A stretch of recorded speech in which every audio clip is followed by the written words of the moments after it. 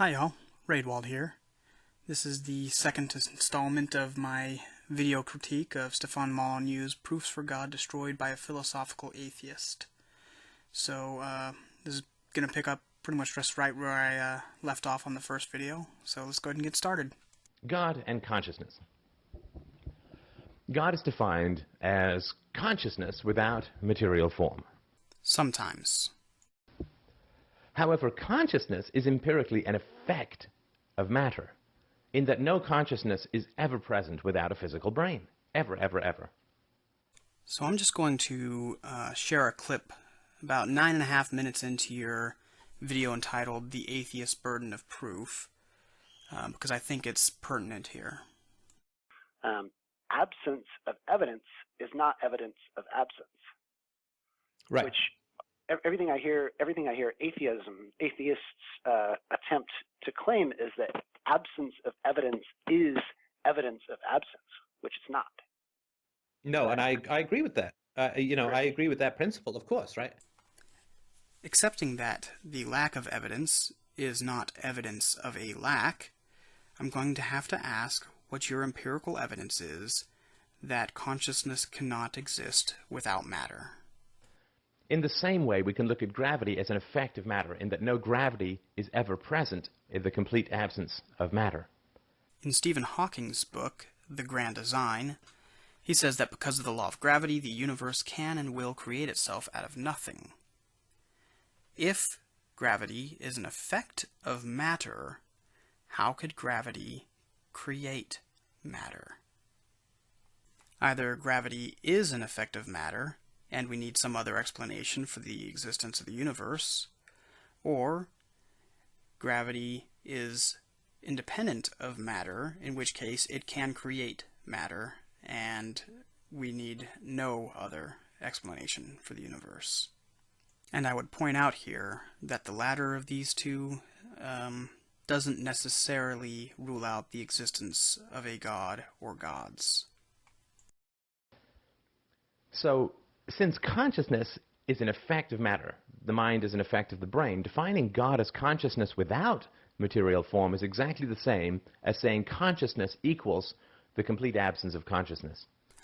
Okay, so we start with lack of evidence, right? We have no evidence of a consciousness without matter. That becomes an evidence of a lack. In other words, that there is no consciousness without matter currently in the universe. From there we leap to a contradiction in terms. That it is a logical impossibility for any being to have consciousness without matter. And then that contradiction in terms is presented as evidence that God does not exist, as defined by Stephan Molyneux. Do you see the problem with these logical leaps you're making, Stephan? Which is a complete contradiction and cannot stand. God and energy. God is defined as an undetectable form of energy, if we say it's not material. Just what religion exactly are you talking about here? I've never heard a religion say that God is an undetectable form of energy. You might find theists that will say that God is energy, some form of energy, but most theists believe that God has been detected. In fact, most theists would say that they themselves have detected God in some way in their lives. So the qualifier of undetectable makes this a definition that no theist would agree to. However, energy is defined as a force or influence that can be detected. If you can't detect it, there's no energy. Please show me the theist that claims God cannot be detected in any way, shape, or form by any person at any point in history. Where no force or influence can be detected, there is a distinct absence of energy. Correction, there is a distinct absence of currently detectable energy. People weren't detecting X-rays 500 years ago. They didn't detect dark energy until just recently. Who knows what kinds of energy is out there that we are not yet detecting. It does not, our ability to detect something has no bearing on that thing's existence. In the same way, where no light can be detected, there is an absence of light, or what is scientifically called the darkness. I find it entirely possible that the Earth's molten core does in fact produce light. We can't detect this light because there's no open pit to the Earth's molten core. Now that brings up a great question of whether or not that light exists. But it is, however, conceivable that it exists. Just like it's conceivable that there are other sources of light which we have not yet detected. This does not mean that, by definition, there is no light there, simply that we have not yet detected it. Thus, if God is defined as an undetectable form of energy, the statement is exactly the same as the absence of energy equals the presence of energy, which is a contradiction, and cannot, and does not, and will not, and never will stand. Well, of course, it's a contradiction. You set that up in your definitions, right? Which, it's your prerogative. You're presenting the argument. But if you want your argument to apply to any real-world theists, instead of, just be a straw man that you topple over, then you need to utilize definitions that are not only acceptable, but accepted by your opponents. So let's look at what you did here. You defined God as undetectable, and made sure to define energy as detectable, right? God is an undetectable form of energy. I don't think any theist out there would agree to that. Most theists, as I pointed out before, will point to their own experiences with God as some form of detection. They feel that they have experienced God in their lives. That's why they believe in a God. Okay, so moving on to your definition of energy, a force or influence that can be detected. Really, the detection of the energy is not necessary for it to be there. Again, we discussed the example of X-rays 500 years ago. They could not be detected, but they still existed. So again, I'm going to appeal to a third party, an unbiased third party, to define the term here. I'm going again to the oxforddictionaries.com.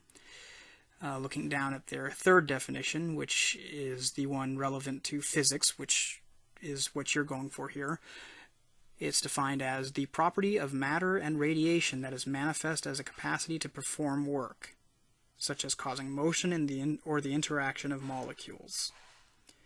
The ability of humans to detect this is not part of that definition. And so it can't be a contradiction in terms if you're going to go with unbiased or accepted or acceptable definitions of the words, which is in itself a clear indication that you have toppled a straw man. God and complexity. God is defined as the most complex life or consciousness in existence. A, I've never heard a theist make this claim, and B, assuming you're talking about the type of theist who believes in the type of God you're talking about, i.e., an immaterial consciousness, I can't think of a simpler form of life. Granted that there's no virtue or lack of virtue based on the complexity of a being, I don't think the theists that believe in such a God would disagree with me. A God that is immaterial consciousness is consciousness without the higher levels of complexity of a material being. Now, it may be a complex consciousness, but it's not a complex life form. It is a very simple life form. But God did not evolve from any simpler forms of life. God has always been. However, empirically, scientifically, biologically, evolutionarily, complex life can only arise from less complex life through the process of evolution. Given that a lack of evidence is not evidence of a lack, I'm going to have to ask what your empirical evidence is for the assertion that complex life can only evolve from simpler forms of life. Greater complexity is thus always an effect of the competition for scarce resources over time and can only result from less complexity. I'm going to have to ask again for the empirical evidence you have for this assertion. God is defined as the most complex life, but was not subject to a process of evolution over time, but rather began, or always was, complex. Unless you see God as the simplest form of life, rather than the most complex form of life, in which case he began as a simple form of life. Thus, God equals complexity is a contradiction, because complexity only arises over time through evolution, biologically or in terms of any life form that we've ever known. Is anybody else beginning to see a pattern here? We start with a definition that is, in most cases, a straw man at best. We then find a situation in which there is a lack of evidence. We infer from that lack of evidence of a lack, and infer from that evidence of a lack a contradiction in terms. We then apply that contradiction in terms to God, and all of a sudden God cannot exist. God and time. So theologians, or religious people... Not all religious people are theologians, and therefore those terms are not interchangeable. will often attempt to rescue the thesis of God by saying that God is outside of time. However, the concept of material existence always requires time. Imagine if I say that a new bag exists, but it ceases to exist before it comes into existence. That's exactly the same as saying it never existed before. That's not true at all. If something is able to travel through time or exist in one period of time and then go and exist in a previous period of time, it's entirely possible for something which came into being in one period of time could die or cease to exist in a prior period of time, and that's not the same as it never existing at all.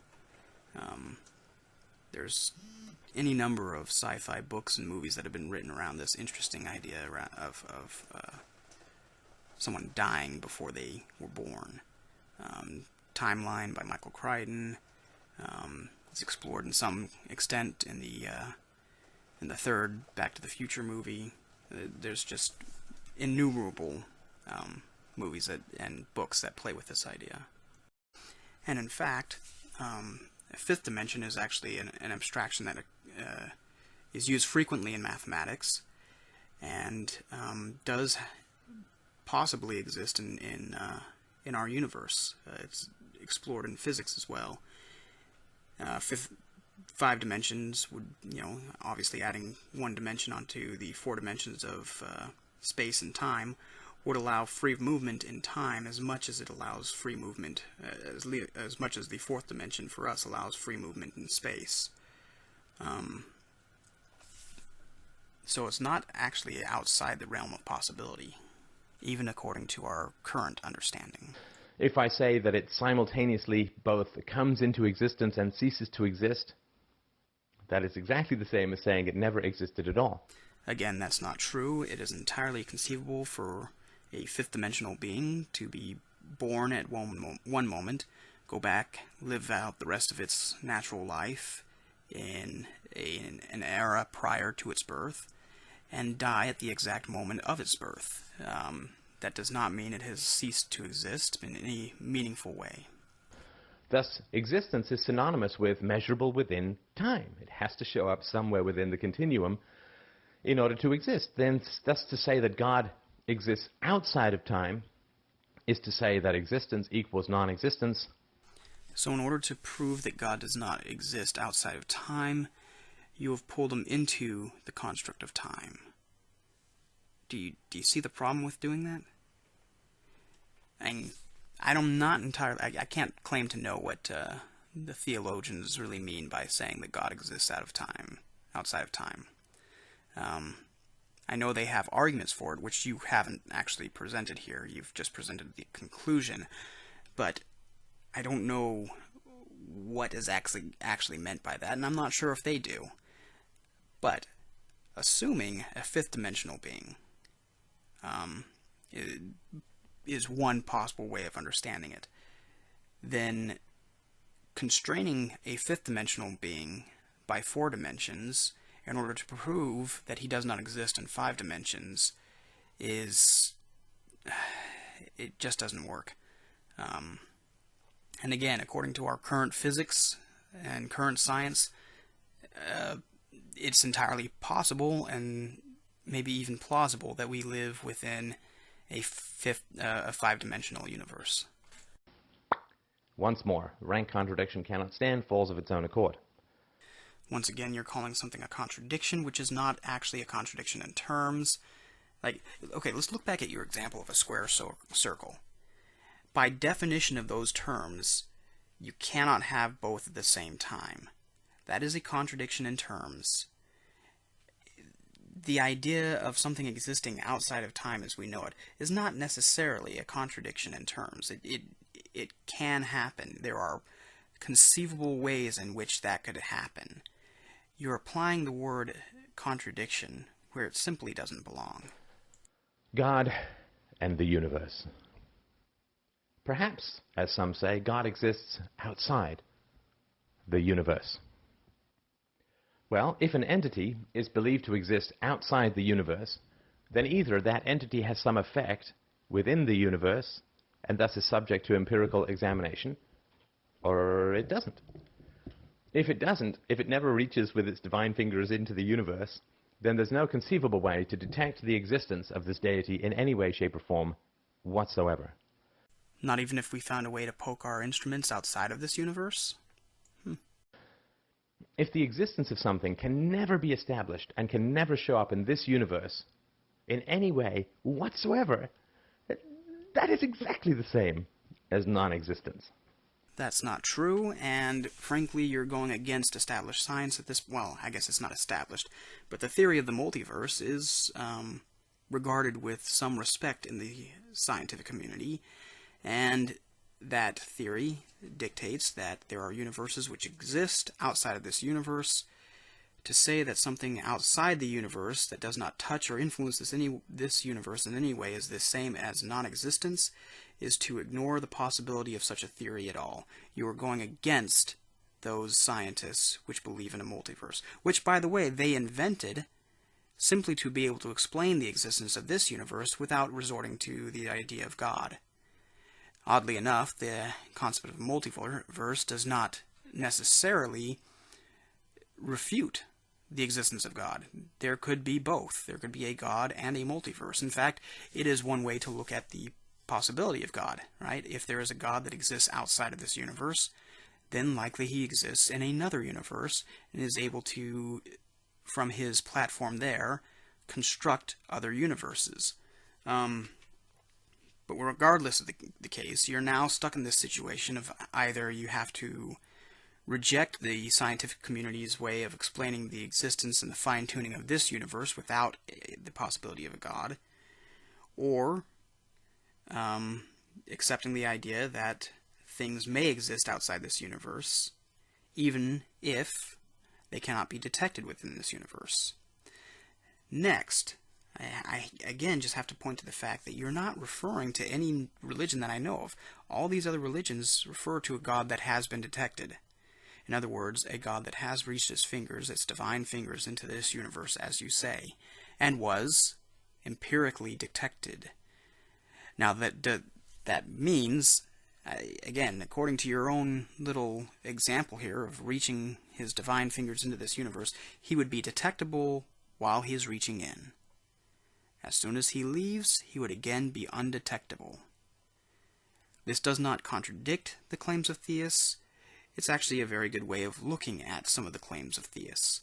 If God, and I don't necessarily think you have to come to that conclusion, God could exist within this universe, but if God exists outside of this universe, it's entirely possible for him to have been a being who's discovered a way to travel between universes, and he can reach his divine fingers in here, influence this universe, and then leave. His influence and his presence could be detected while he is here, and undetectable while he is not.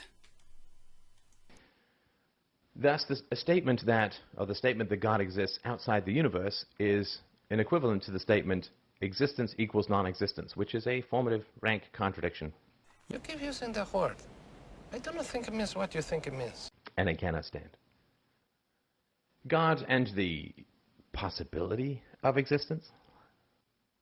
Or perhaps we cannot rule out the existence of God simply because we cannot detect it, just as we could not detect X-rays in the 15th century. I'm afraid God cannot hide here either. A 15th century physicist would be entirely incorrect in saying X-rays exist, or could exist, because he'd have no idea what X-rays were. He might as well say flibbers exist. It was a meaningless statement. False. If you wanted to go for a meaningless statement, you could have just said flibbers exist, but you said X-rays exist, which means regardless of the term used, you were pointing at a concept that which your audience does in fact understand. So let's say, for example, that a 15th century physicist had somehow discovered the concept of X-rays. He could have called it flibbers, right? And then flibbers becomes a sensical statement rather than a nonsensical statement. In other words, flibbers becomes a term meaning what we now call X-rays.